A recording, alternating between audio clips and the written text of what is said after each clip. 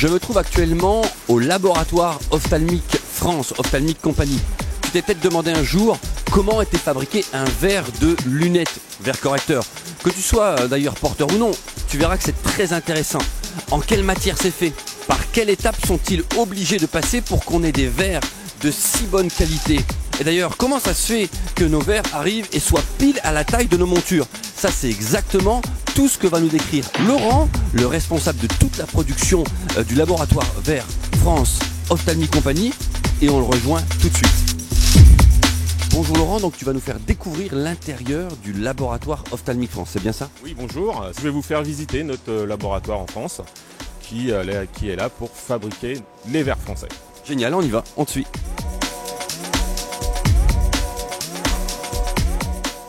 Alors là, on est dans la salle de préparation qui va nous servir au démarrage de la fabrication du verre. Pour démarrer, on utilise ce qu'on appelle un semi-fini. Justement, on part de quoi et c'est quoi un semi-fini? Comment ça fonctionne et c'est quoi exactement la matière aussi? Alors, le semi-fini en lui-même est une matière plastique. On a plusieurs indices de réfraction, ce qui va nous permettre d'affiner les verres. Plus on va monter dans les indices de réfraction, plus on va affiner les verres et plus la qualité visuelle sera meilleure. Ok, on est parti pour la suite donc, et c'est ce verre-là qui sera travaillé sur toute la chaîne. Tout à fait. Qu'avons-nous sous les yeux là alors exactement? Alors là, on a sa carte d'identité à notre verre avec son code barre qui va nous servir à le travailler. On va venir protéger la face convexe, qu'on appelle la face avant. C'est une face qui doit ne pas être abîmée pour avoir la meilleure qualité visuelle possible.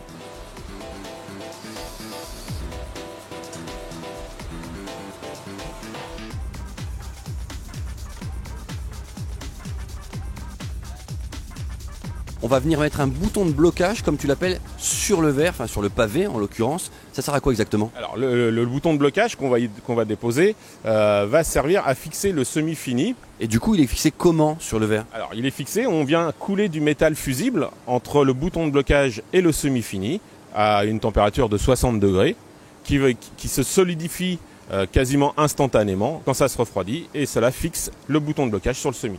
On vient de passer le semi dans la machine et là on voit bien le métal et le bouton de blocage qui vont nous permettre, par rapport aux détrompeurs que nous avons ici, de rentrer dans une machine qui va nous permettre de travailler le verre.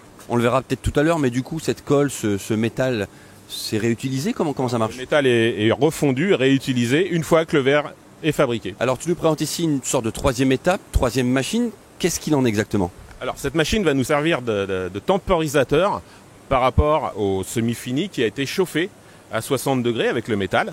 Donc on va attendre un certain temps pour pouvoir le travailler. Si on ne retient pas ce temps, on risque d'avoir des déformations sur le verre ou des mauvaises corrections. On se trouve devant ici une machine assez importante. Quel est son rôle exactement? Alors, son rôle, c'est de fabriquer le verre. C'est-à-dire qu'on passe du semi-fini à la fabrication du verre.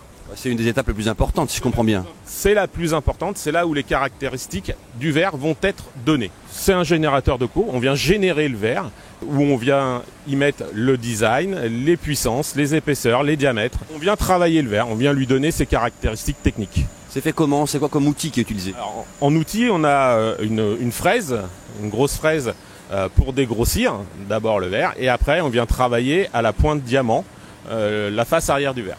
Ok, donc ici, c'est le résultat qui sort de cette machine. Il n'y a plus beaucoup de matière apparemment. Hein. Non, parce que l'opticien a demandé un certain diamètre, donc qui a été fait par la machine. On est sur une étape où on va pas pouvoir voir à travers, mais on n'a plus les rugosités sur le verre. Donc il va y avoir une dernière étape qui sera le polissage, qui viendra après le laser, qu'on ira voir tout de suite après.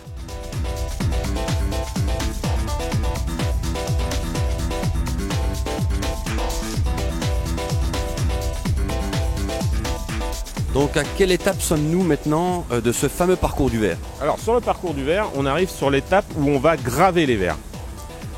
On va venir y déposer des microgravures rondes qui vont permettre à l'opticien de se repérer pour les montages. On va avoir l'indice du verre qui va apparaître, l'addition et le logo du verre. Alors ici on est où exactement? Alors là on est dans l'étape ultime, on va dire. On va rendre transparent le verre. C'est-à-dire que là, on va pouvoir avoir en sortie un verre portable. On vient frotter le verre avec les pâtes de polissage et un produit à polir, ce qui va, par friction, va le rendre transparent. L'étape de fabrication est finie. Le verre est portable. Bien sûr, là, il n'est pas coupé à la monture, mais il est portable. Derrière, on a des options que les opticiens peuvent choisir avec leur porteur pour avoir soit un anti-rayure, ce qu'on appelle nous un durci, et un anti-reflet. Alors là, on vient justement décoller le verre de son bouton de blocage. Pour cela, on envoie de l'eau chaude, donc à 65 degrés, qui vient faire fondre le métal. Par gravitation, tombe dans un bac. On sépare le bouton de blocage du verre et les verres vont être mis dans la barquette. Oui, donc dans le process, rien ne se perd, tout se réutilise quoi. Tout se réutilise.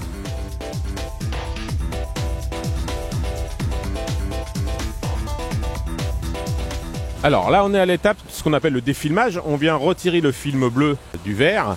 On a un Karcher qui est optimisé entre le verre et le film qui va venir le décoller.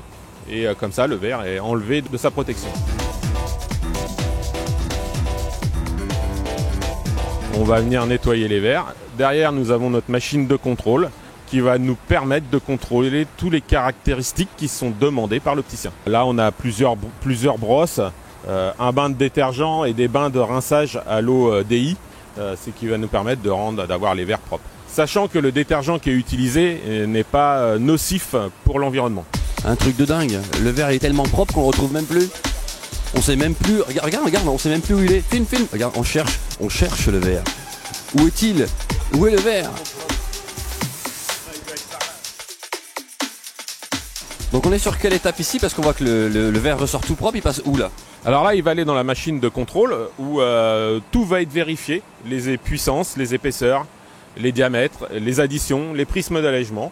Et du coup, donc c'est la machine qui vérifie, tu viens de nous l'expliquer. Est-ce qu'il y a une étape humaine derrière après? Alors après, il va y avoir une étape humaine où on va vérifier en regardant à travers le verre s'il n'y a pas un défaut.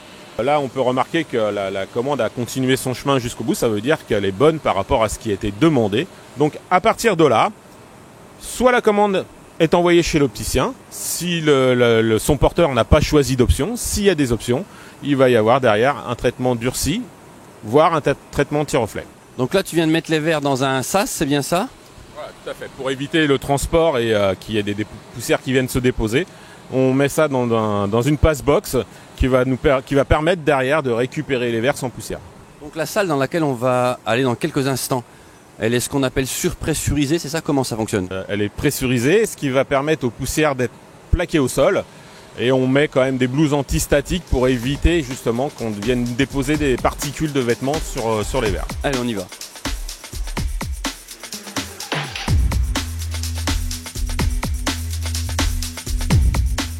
Alors là, on arrive au niveau des traitements. Dans un premier temps, on va y mettre un traitement durci ou anti-rayure. Soit l'opticien ne demandera qu'un traitement durci, soit il demandera un traitement anti-reflet. Et s'il demande un traitement anti-reflet, obligatoirement, il aura un traitement durci.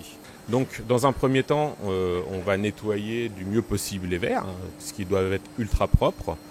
Derrière, on va avoir des bains qui vont agresser les verres pour permettre au vernis de s'imprégner au maximum dans le verre et éviter les décollements avec le temps. On a des agents agressants, des bains de rinçage, un séchage, une attente.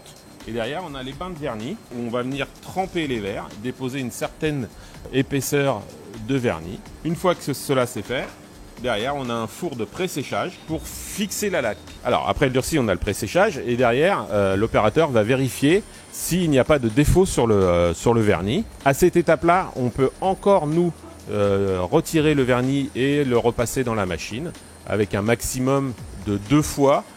Une fois que ces 2 fois sont passées et qu'on a toujours le défaut, on va refabriquer le verre. Alors ici, on serait en dernière étape du durci, c'est bien ça? Oui, tout à fait. Alors là, on a vérifié les verres, ils sont bons, et maintenant on va les cuire. On va faire une cuisson qui va nous permettre de finir le durcissage du vernis. Alors dans quelle pièce on se trouve ici exactement? Alors ici, on est dans la dépose anti-reflet, qui est la dernière étape, on va dire, des traitements, où on arrive sur des verres un petit peu plus chers que ceux qu'on a vus avant. Voilà, selon le type d'anti-reflet, on va être soit sur un anti-reflet haut de gamme, soit sur un anti-reflet moyenne gamme, ou on va pas dire bas de gamme, mais un anti-reflet qui est efficace mais moins cher.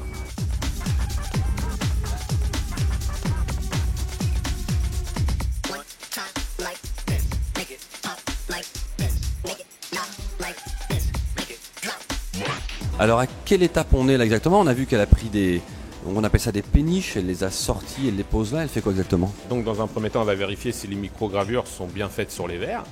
Elle va vérifier en transparence s'il n'y a pas de rayures, de points, de casse. Il peut y avoir des morceaux cassés et à revérifier sur le bordereau. C'est la validation qualité du verre. Alors là, on vient y déposer ce qu'on appelle le gouachage, l'impression qui va permettre à l'opticien de se repérer pour pouvoir faire son montage. On voit là sur l'écran les microgravures, le logo, l'addition et l'indice. Et par rapport à ça, on va avoir l'image qui va s'imprimer sur le verre. C'est de l'encre solide qui est chauffée et qui vient se déposer sur le verre et qui refroidit instantanément. On est sur la mise en pochette, donc une des étapes finales, parce qu'il y en a une autre derrière qui est le détourage. Donc s'il y a un détourage demandé par l'opticien, le détourage c'est la découpe du verre à la forme de la monture. Le verre ne sera pas mis en pochette, la pochette sera juste déposée sur le verre et ira après au détourage.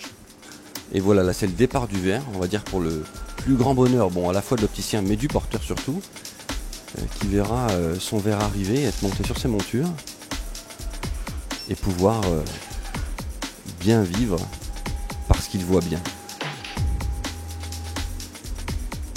Merci Ophthalmic Company. Ophthalmic, votre partenaire pour la vue.